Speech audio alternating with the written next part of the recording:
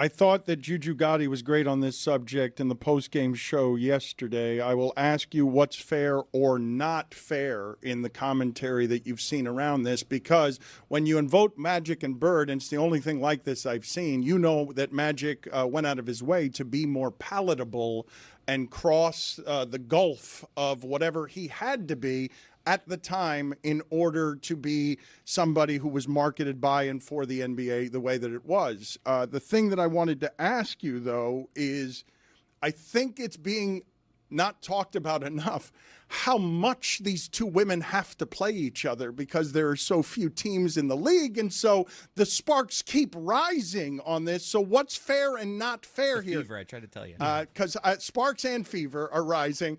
And Liberty. Well, no, less so.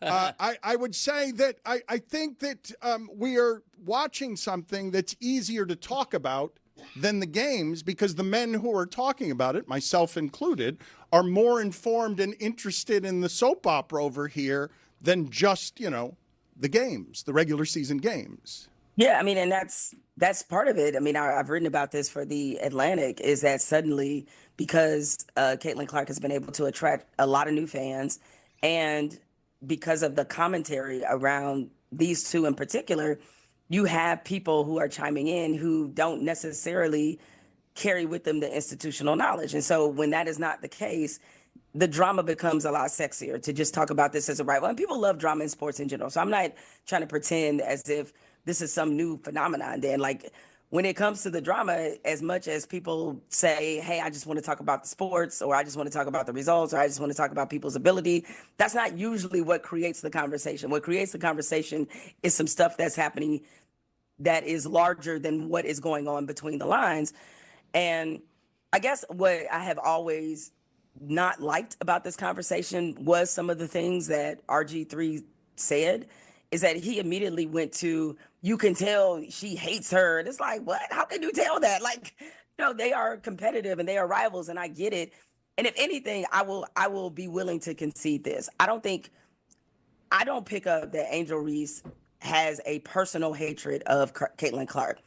What I do pick up from Angel Reese, because she said it, and I like to go with the face value of what the athlete actually says, is I think she resents the fact that she can't have her separate story away from the Caitlin Clark drama. Like, Caitlin Clark can have her separate story. Like, when Caitlin Clark is in any press conference or whatever, unless she's playing Angel Reese or it's something specifically that they have done together that is happening in the moment, she is not asked about Angel Reese at all. She's asked about thousands of other things about her ability as a basketball player.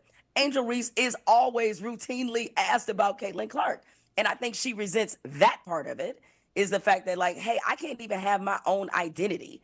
I can't even have my own identity outside of this storyline that has been following me since college. And if we recall, when Angel Reese announced she wasn't coming back to LSU, when she was in tears, no one had any sympathy for her when she talked about these same men now that are chiming in about Angel Reese and, talking about her behavior and all this. When she cried before the public and told you part of the reason she was leaving LSU was because of all the racial animosity that she faced. They had no sympathy for her. And so she is carrying this chip and she is carrying this resentment, but I don't think it's about Caitlin Clark. I think it's about the way that people have talked about her and about the lack of, frankly, grace that they have shown her since that moment where she, trash talked Caitlin Clark and flaunted that she won a championship. They have painted this woman out to be so villainous, and we forget how young she still is, that naturally she's wearing a lot of that on her sleeve. So I thought RG3, he's entitled to his own opinion, but I thought his analysis missed the mark and it was unfair, personally.